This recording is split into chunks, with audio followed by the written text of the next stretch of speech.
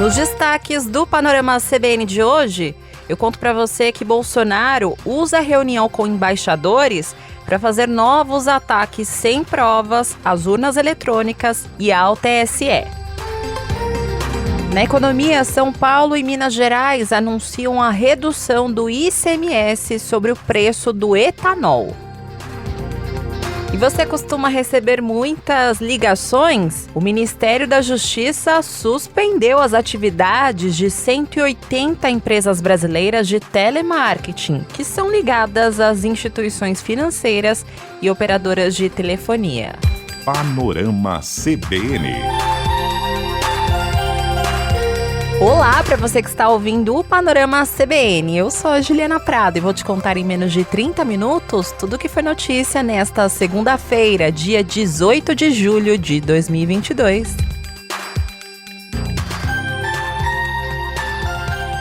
Segundou com notícia repetida e mais um dia da marmota, pelo menos para o presidente Jair Bolsonaro. E a história é a seguinte: hoje, ele se reuniu com 40 embaixadores estrangeiros em Brasília, no Palácio da Alvorada.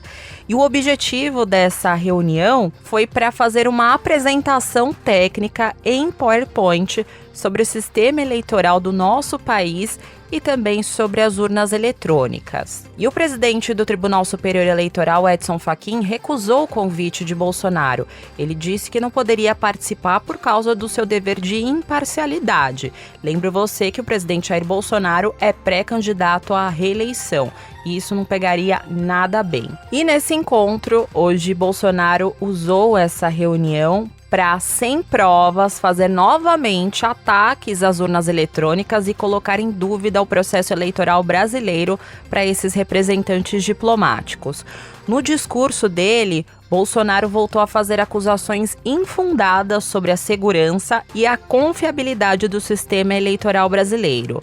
E ele aproveitou o encontro também para criticar o Supremo Tribunal Federal e o Tribunal Superior Eleitoral. Depois das Forças Armadas serem convidadas para participar da Comissão de Transparência Eleitoral, o Fachin, quem tornou o Lula elegível, diz que quem trata das eleições do Brasil são forças desarmadas. Por que nos convidaram?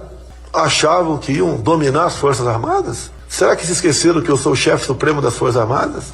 Será que se esqueceram da responsabilidade das nossas Forças Armadas, que goza de um conceito excepcional perante a opinião pública? Jamais as Forças Armadas participariam de uma farsa.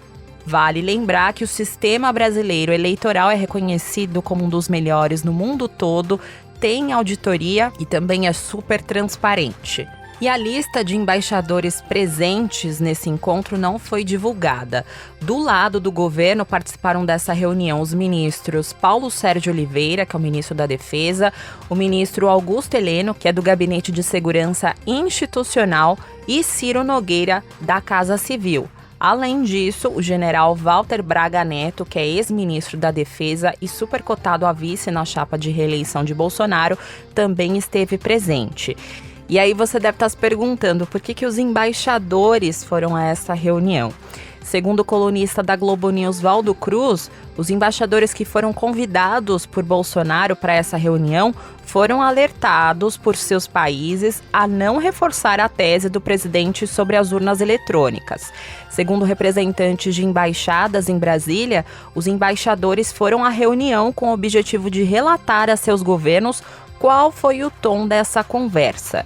E ainda segundo informações do Valdo Cruz, alguns países lembraram a seus embaixadores que já têm uma posição firmada de apoio ao sistema eleitoral brasileiro e não concordam com os ataques que o presidente Jair Bolsonaro faz às urnas eletrônicas.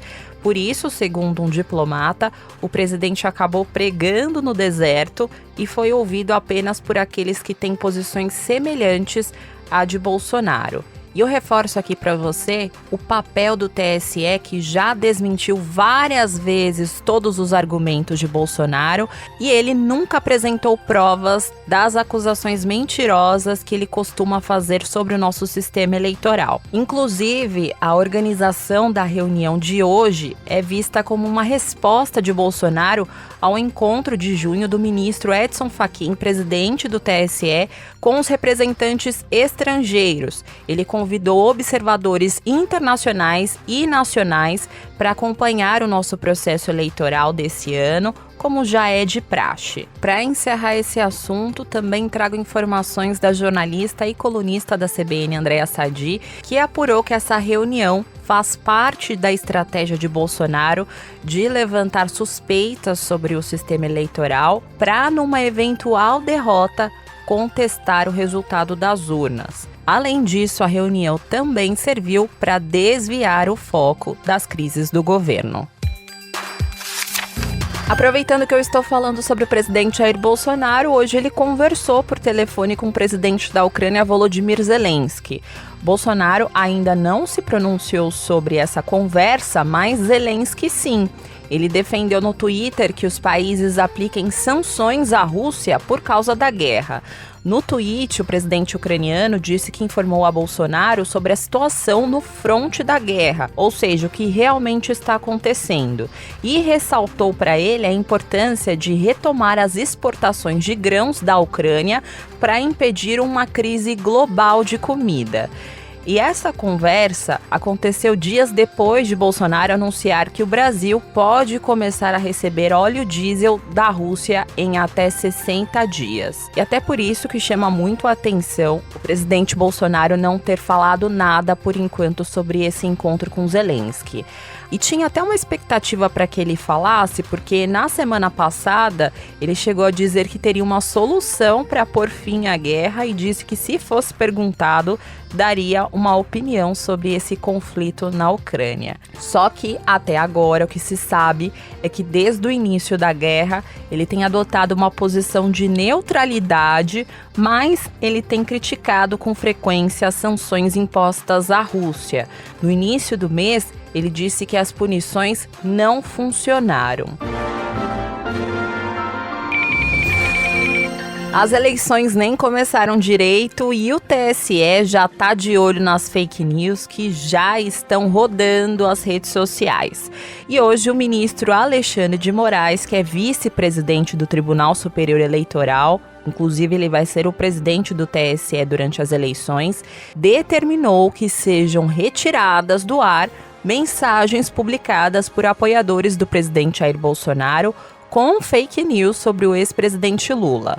Alexandre de Moraes, na condição de presidente em exercício do TSE, atendeu a um pedido do PT. Essa decisão vale para as postagens feitas pelo senador Flávio Bolsonaro e pela deputada Carla Zambelli, além também de outros apoiadores do presidente Jair Bolsonaro. E a multa por descumprimento dessa decisão é de R$10 mil.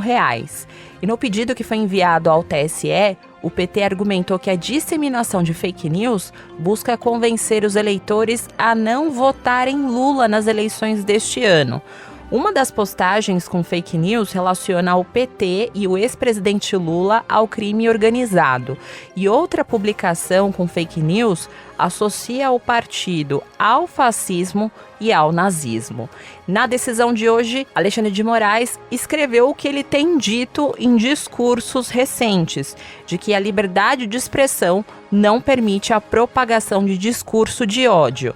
E o ministro acrescentou ainda que a insensata disseminação de fake news compromete o processo eleitoral. Agora eu vou fazer uma pausa no noticiário para contar para você um recado do patrocinador deste podcast.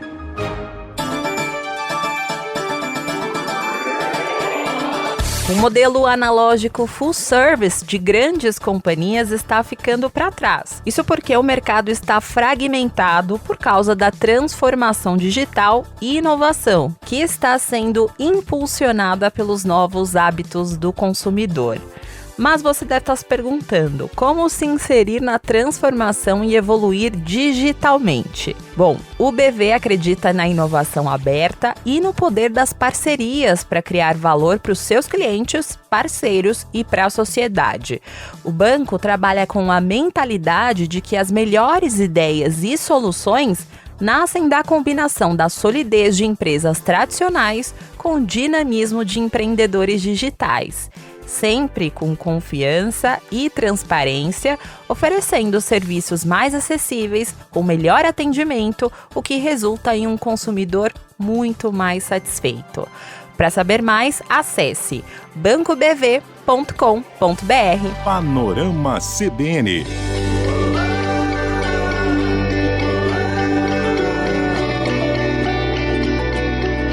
Vacina sim.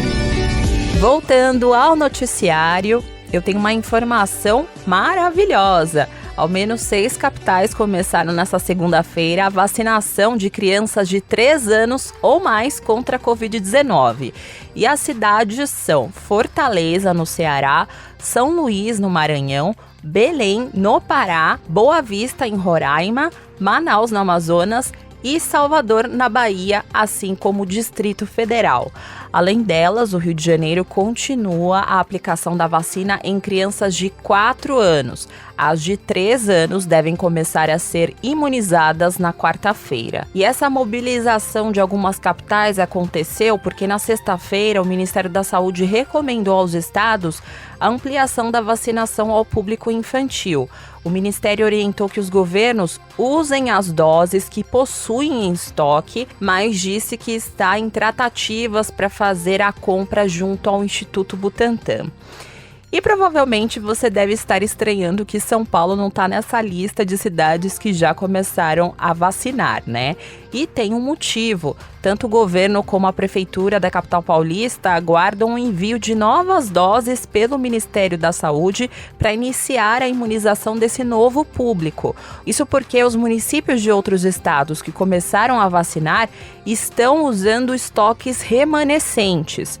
E segundo o governador de São Paulo, Rodrigo Garcia, se as prefeituras paulistas começarem a fazer o mesmo, vai faltar vacina. O Estado de São Paulo, portanto, está nesse momento aguardando essa inclusão para que, enquanto produtor do Butantan, possa fornecer as vacinas para o Brasil, enquanto rede de saúde pública possa fornecer essa vacina às cidades. Eu percebo que os municípios têm utilizado os estoques de Coronavac de pessoas que não foram tomar sua dose de reforço, a sua segunda dose, para isso. Agora é fundamental a inclusão, senão em algum momento nós vamos ter falta de vacinas. São Paulo, então, aguarda a inclusão do PNI para poder dar os seus primeiros passos.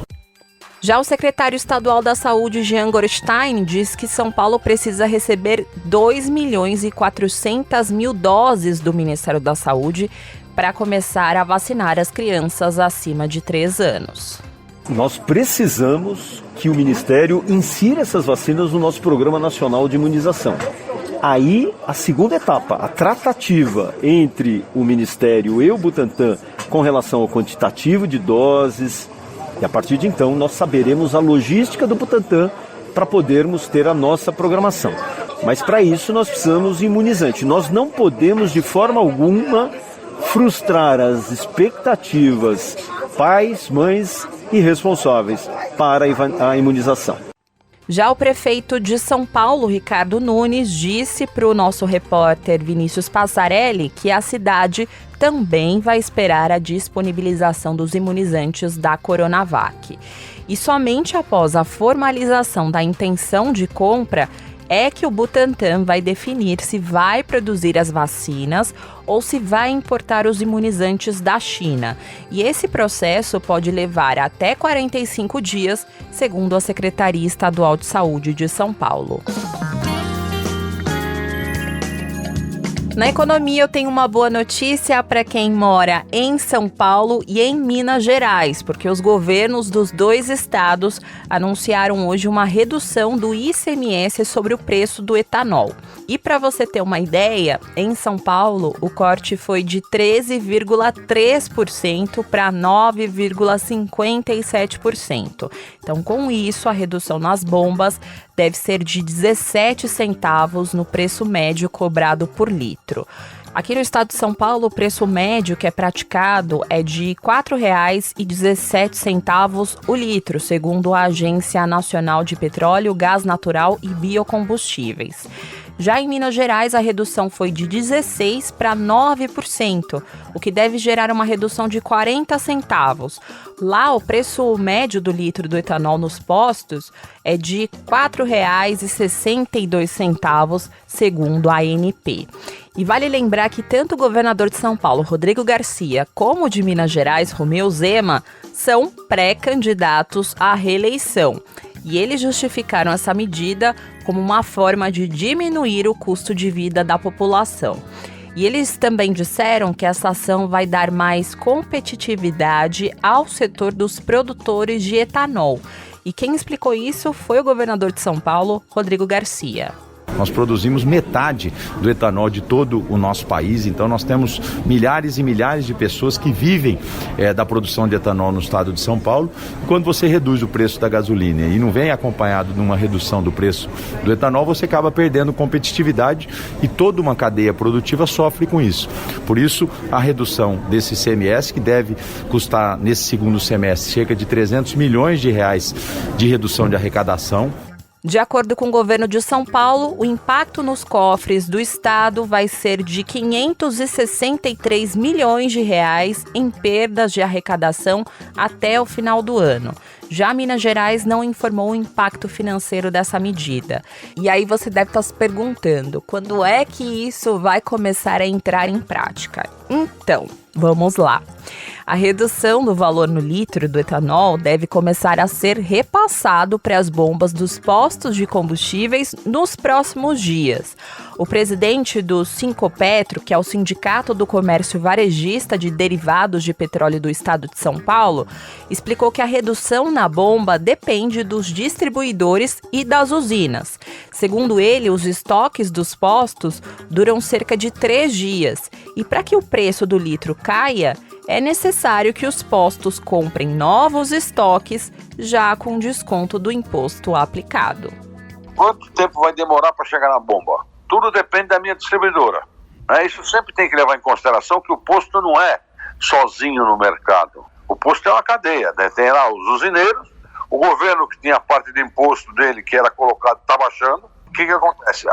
Quem recolhe esses impostos são as distribuidoras e os usineiros. E vende para o posto mais barato. No mercado financeiro, a Bolsa de Valores de São Paulo encerrou o dia de hoje em alta de 0,33% aos 96.870 pontos. No mercado de câmbio, o dólar comercial fechou o dia com uma alta de 0,39% aos R$ 5,426. Já o euro terminou negociado com uma alta de 0,99% aos R$ 5,504.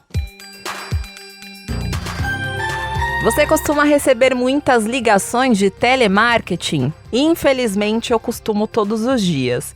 Mas parece que temos uma luz no fim do túnel. O Ministério da Justiça e Segurança Pública informou que suspendeu as atividades de 180 empresas brasileiras de telemarketing que são ligadas a instituições financeiras e operadoras de telefonia.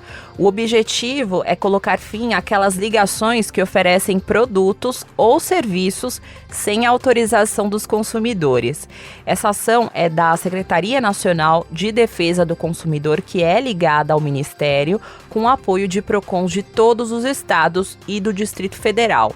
E de acordo com o secretário nacional do Consumidor, Rodrigo Roca Pires, essa decisão de suspender os serviços foi baseada na quantidade de reclamações registradas em canais do próprio Ministério. Foram quase 15 mil queixas nos últimos 3 anos.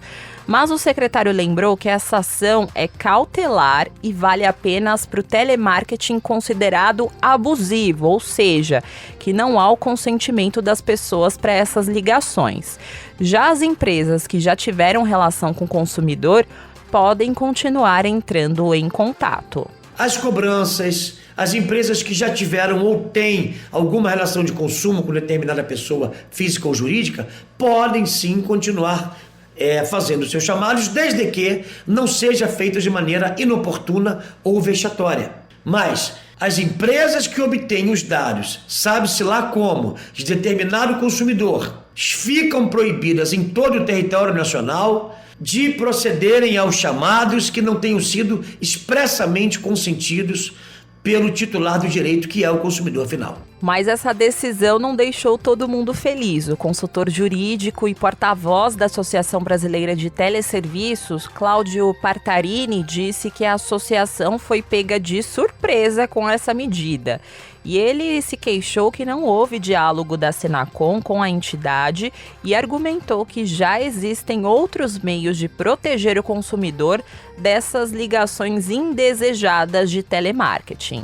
A entidade já vinha apoiando outras iniciativas para proteger o consumidor, como o famoso Não Ligue, né, que, por exemplo, que tem em São Paulo, mas tem outros similares em outros estados, e por exemplo, o Não Me Perturbe, que foi promovido pelas operadoras e pela Anatel. E a entidade, até para ter um regramento bastante detalhado do que exigir boa conduta, né, para não incomodar o consumidor, tem um programa de regulamentação chamado Probari. Esse Probari, que inclusive em 2019, teve uma nova versão, final de 2019, ele foi revisado pela Secretaria de Consumidor do Ministério da Justiça.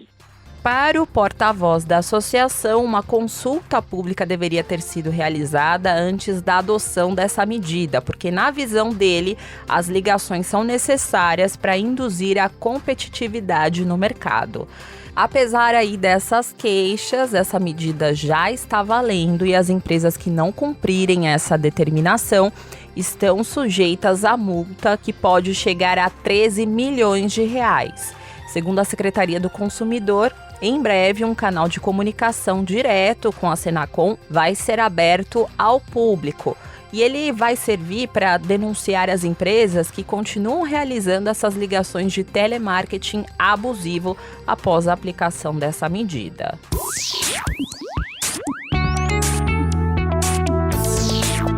E para fechar na tecnologia, eu vou falar de emoji, ou emoji, como algumas pessoas falam. Você costuma usar muito esse recurso?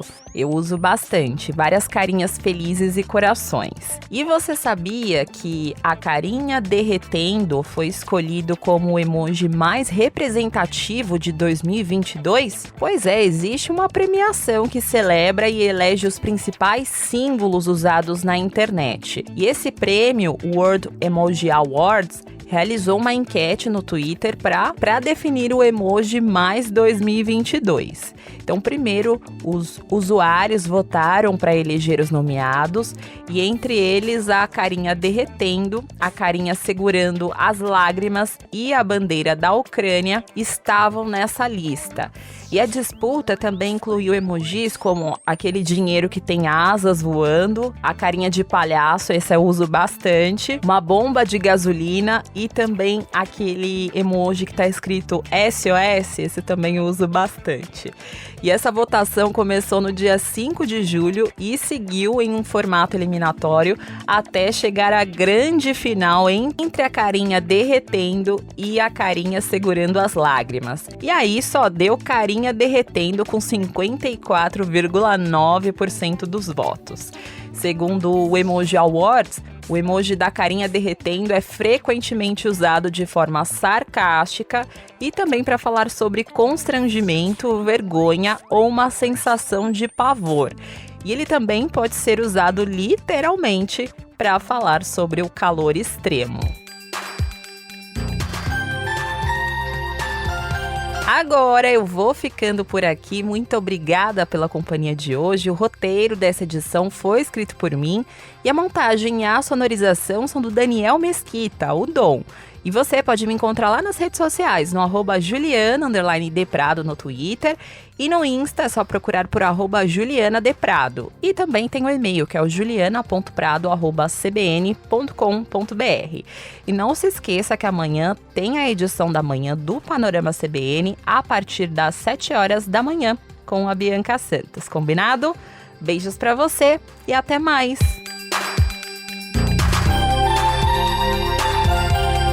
Panorama CBN.